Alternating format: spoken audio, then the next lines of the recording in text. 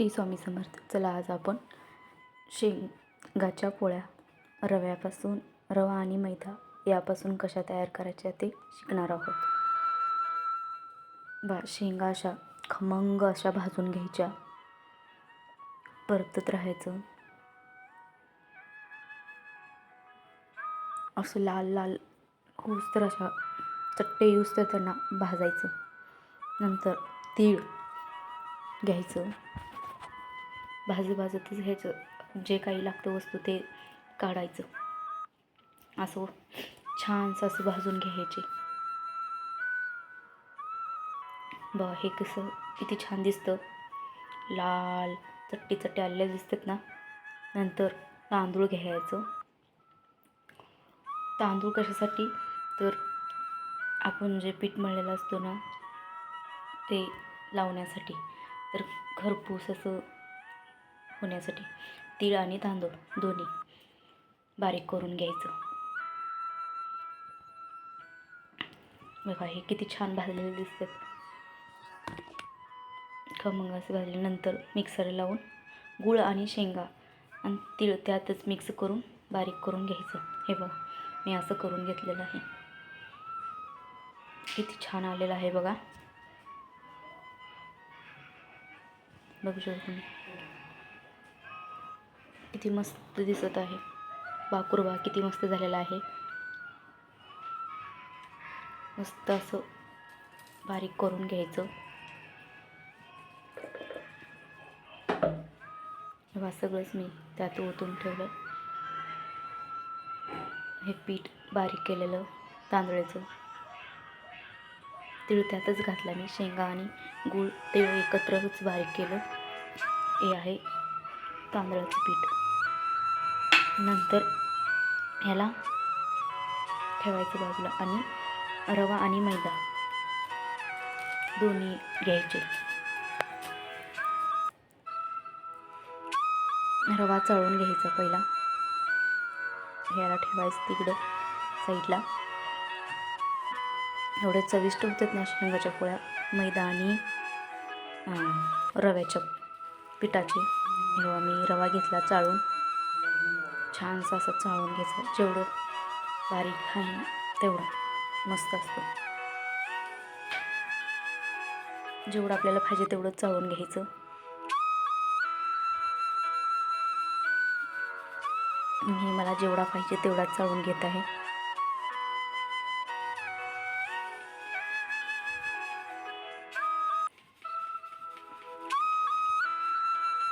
जेवढं आपल्याला निघतं तेवढा चाळणीतून तेवढा काढून घ्यायचा.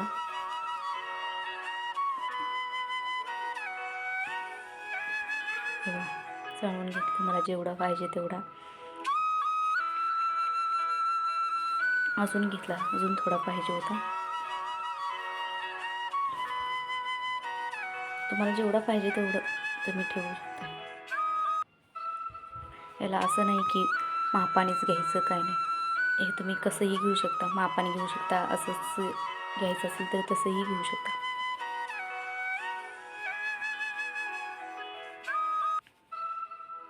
आपल्याला जेवढे पाहिजे तेवढं वापरायचं इथं. मी कसं चाळून घेत आहे सगळं.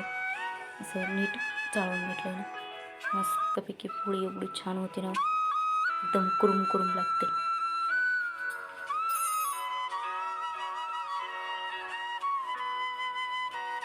मला हे बाद झालं होतं रवा. आता मैदा घेतला,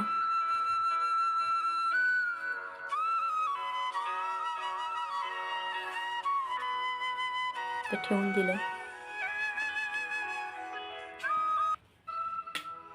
मीठ टाकलं,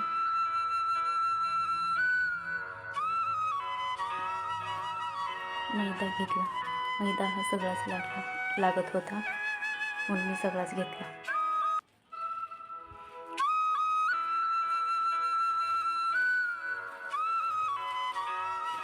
तेही चाळून घ्यायचं. मैद्याचं पीठ दोन्ही मिक्स करून घ्यायचं चांगलं चाळून.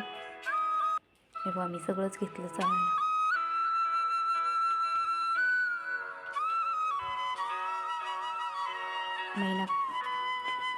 मैदा कधीही चाळूनच घ्यायचा. हे बघा मिक्स करायचं, थोडं चाळून घेऊन मिक्स करायचं, अजून तसंच घ्यायचं आणि चाळून घ्यायचं. जेवढं त्या चाळणीत बसतं ना तेवढाच मैदा घ्यायचा. रवाही तसाच घ्यायचा. पूर्ण असं चाळून घ्यायचं. हे बघा मला सगळंच पाहिजे होतं म्हणून मी सगळंच ओतून घेतलं.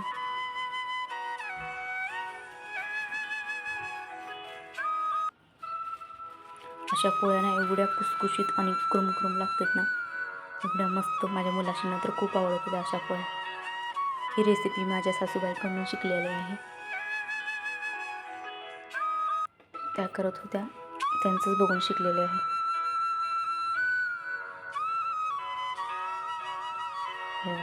हे पीठ थोडं लावण्यासाठी ठेवलं, कारण गरज नाही पडली त्याची. थोडं काढून ठेवलं.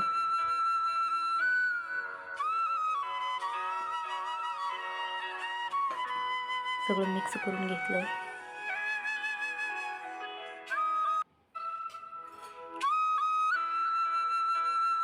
सगळं पूर्ण रवा आणि मैदा दोन्ही मिक्स करून घेतलं.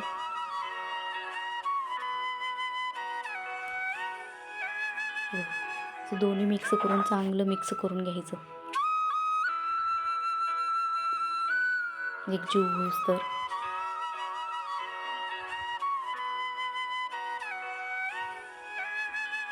जेवढं तुम्ही मिक्स कराल ना तेवढं ते असं फुलतं. मी सगळं पूर्ण मिक्स करून घेतलं.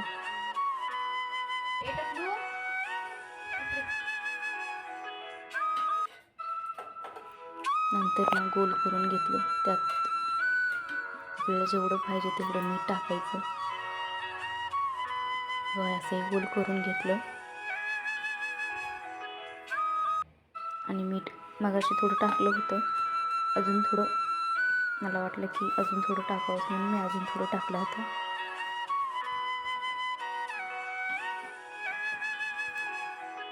ते बघा मीठ एवढं टाकलं मी. पहिला थोडंच टाकलं होतं, नंतर अजून टाकलं. मस्त टाकून असं हे केलं.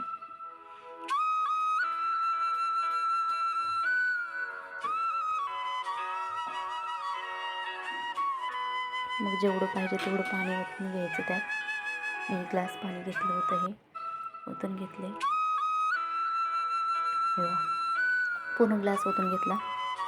मग नंतर 1 ग्लास घेऊन ठेवला होता. जेव्हा लागते तेव्हा ओतता येतं म्हणून. हे बघा अजून थोडं घेतलं. आता मळून घ्यायचं पीठ. हे बघा असं हळूहळू हे करत मळून घ्यायचं. सगळं एकजीव करण्यासाठी सगळं साईडने सगळं ओढून घ्यायचं.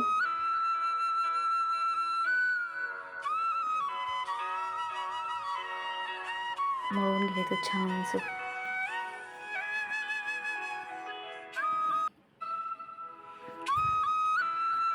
मळताना तर एवढं मस्त लागतं ना ते, हाताला कुरुम खरपड लागतं.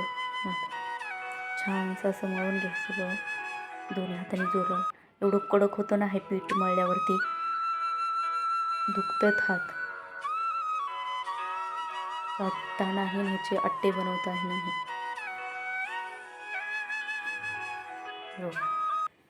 किती घट्ट झालं बघू शकता तुम्ही. लय घट्ट होतं हे पीठ. असं पीठ छानसं मळून घ्यायचं आणि जसं लागेल तसं ओतून थोडं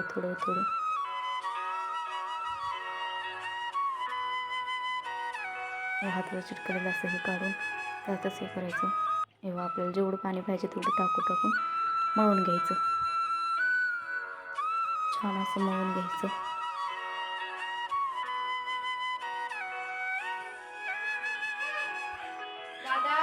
बघा हे थोडं पाणी टाकलं की जरा मऊ होतं आणि मळायला सोपं पडतं. हे बघा मळून झालं. तेव्हा थोडं तेल घेऊन त्याला पुसायचं. असा आट्टा बनवायचा. बघा कसा दिसतो. मगाशी कसा दिसत होता ना, आता कसा दिसत होता बघा.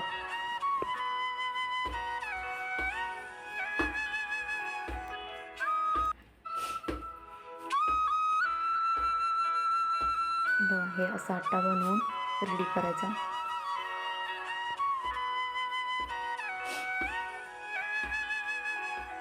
ठेवून द्यायचं. जरा मऊ होऊस तर 10-15 मिनटं थांबायचं, म्हणजे मऊ होऊन जाईल. आट्टे करताना सोपे पडेल, त्रास नाही होणार दाबायला. एवढं कडक होतं ना ते पीठ. मी पीठ घेतलं खरं पण ह्या पिठाची गरज पडली नाही. हे तांदळाचं बी पीठ गरज पडली नाही. एवढे खरपूस आणि खमंग झालेत ना, मस्त. सगळं झालं, ठेवून देते आता.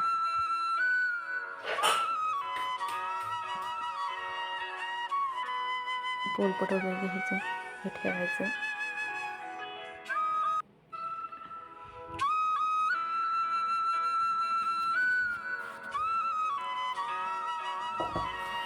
मला तर तेलाची गरज पडली नाही, मी तरीही घेतलं होतं. ह्याला ना, ह्या भाकूरला थोडं मळून घ्यायचं आणि हे पीठ बी तयार झालेलं आहे.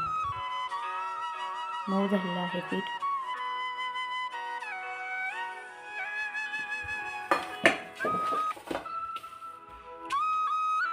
मी नंतर याला मळून घेणार आहे. हे बघा असं तेल सुटूस तर मळून घ्यायचं. मी तेल ठेवून टाकलं आणि ह्याला मळायला घेतलं.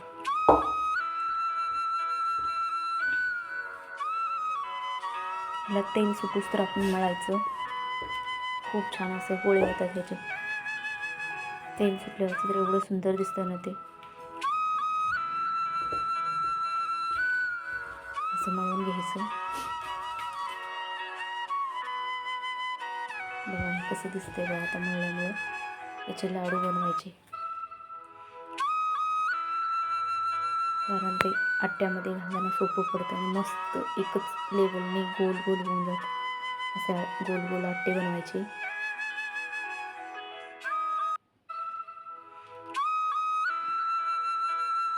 तेव्हा असं गोल गोल बनवून सगळे आट्टे बनवून टाकायचे, गोल गोल लाडूसारखे.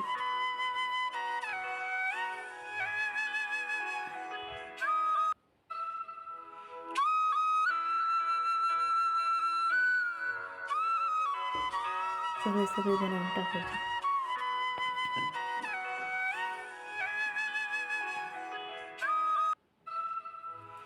आपल्याला जेवढी साईज पाहिजे ना लाडूची, तेवढी साईज बनवून घ्यायची. मोठा असेल तर मोठे, छोटे असेल तर छोटे, जशी साईज पाहिजे तशी आपण करून घ्यायची.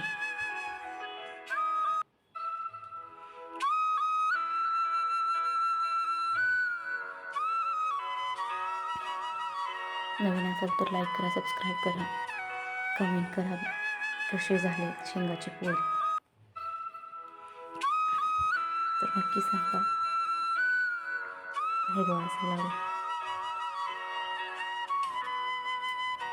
असं वळून घ्यायचे.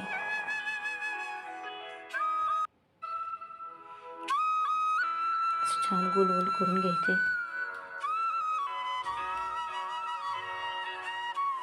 नंतर हे सगळेच करून घेतले मी.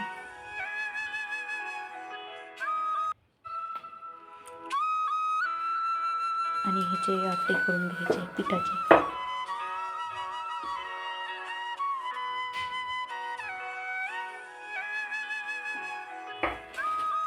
ह्याचेही गोळे करून घ्यायचे.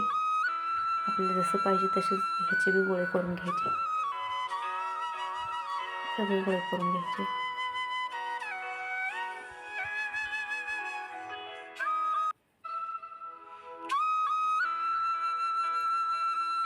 असे गोळे करून घ्यायचे. सगळे गोळे करून घ्यायचे. जेवढं पीठ आहे ना तेवढे सगळे गोळे करून घ्यायचे.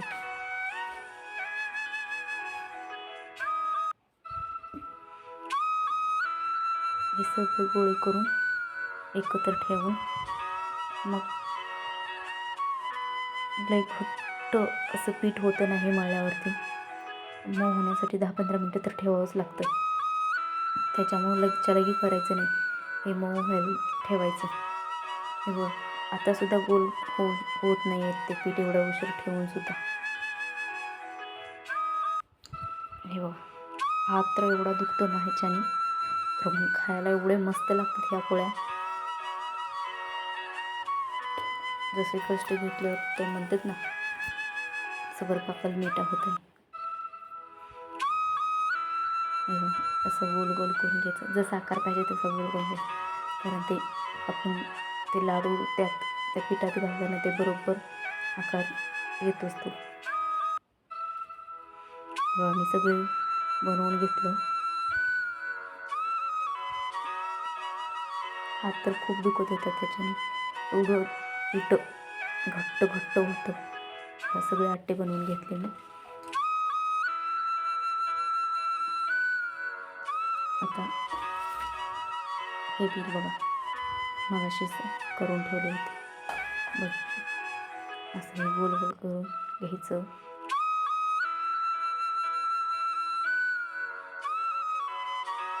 जसा पाहिजे आकार तसं आपण त्याचा छोटा मोठा आपण करू शकतो.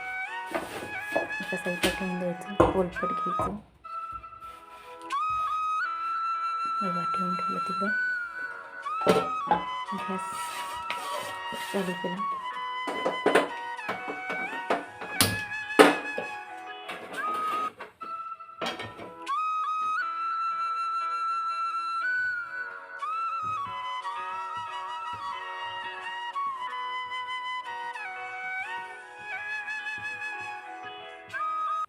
गरम आहे का बघितलं, म्हणजे गरम झालं आहे का बघितलं. लई मोठाही ठेवायचा नाही आणि बारीकही ठेवायचं नाही, बरोबर मीडियममध्ये ठेवायचा गॅस. चला मग तयार करू पोळी. ते बघा तिकडे लाडू करून ठेवलेले आहेत, इकडं मी गोल असं आकार करत आहे पिठाचा.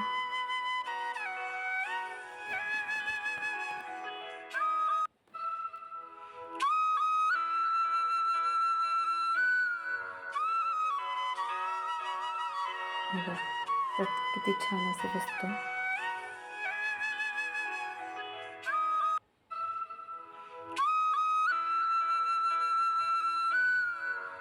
हे बघा असं गोल गोल करून घ्यायचं. बघा किती छान दिसतं ते मोदकवाणी.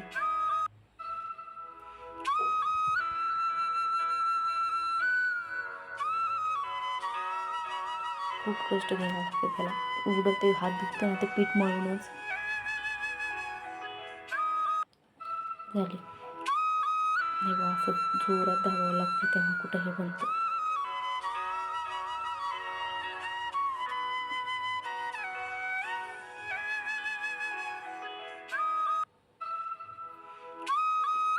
बघा झालं तयार. आता बघा लाटते.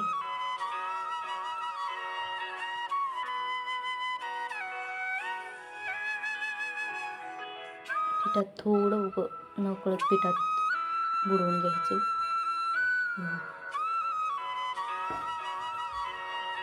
गोल गोल असं जसं लाटेल तसं गोल आपण फिरवून लाटायचे.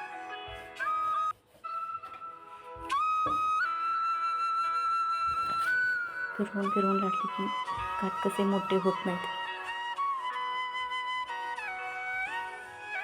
बघा किती मस्त दिसते, अशी किती सुंदर दिसते बघू शकता तुम्ही. छान अशी लाटून घ्यायची मस्त असं, कुठं जाड वाटते तिथे लाटून घ्यायची.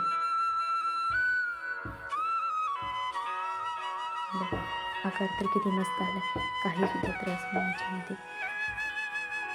तेव्हा जिकडे जाड दिसते तिकडे लाटायचं.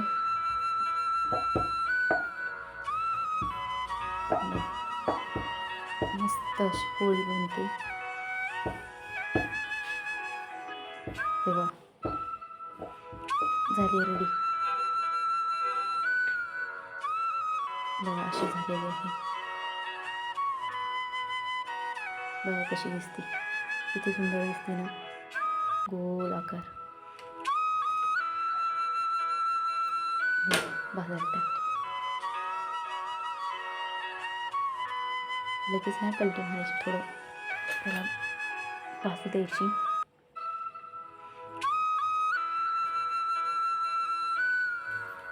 मैद्याचं पीठ आणि रवा असल्यामुळे ते किती पांढरं शुभ्र दिसतं, दिसायला तर खूप सुंदर दिसते. असं फिरवायचं. लगेच इकडं दुसरं बनवायला घ्यायची.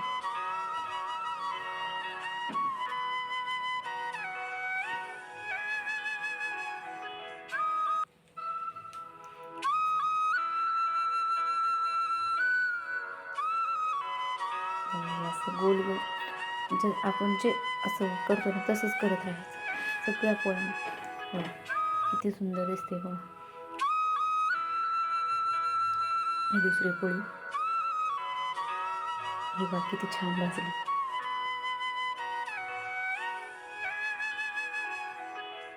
याला तेल लावायची गरज नाही, काही सुद्धा नाही. एवढी सुंदर पोळी बनते ना, मस्तच. बघा दुसरी बी रेडी होण्यासाठी तयार आहे.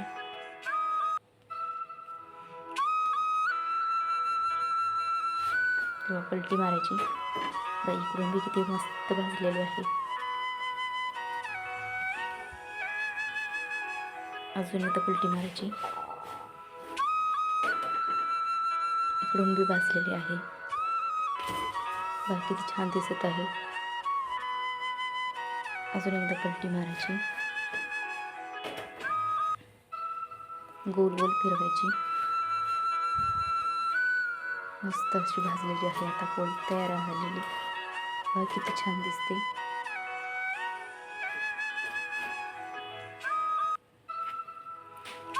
गरम आहे, पोळत आहे. हे बघा किती छान दिसते आहे. तयार झाली पोळी आपली.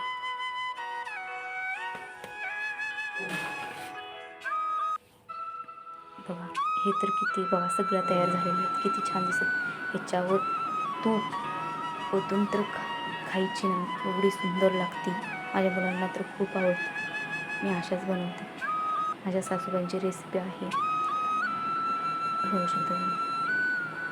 कशा झाल्यात नक्की सांगा कमेंटमध्ये. व्हिडिओ आवडलास तर लाईक करा, सबस्क्राईब करा. कमेंटमध्ये सांगा कशा झाल्या आहेत पोळ्या. बघू शकता तुम्ही पोळ्या कशा झालेल्या आहेत. किती सुंदर अप्रतिम दिसतात. चला नेक्स्ट व्हिडिओमध्ये भेटू. बाय. श्री स्वामी समर्थ. परत एकदा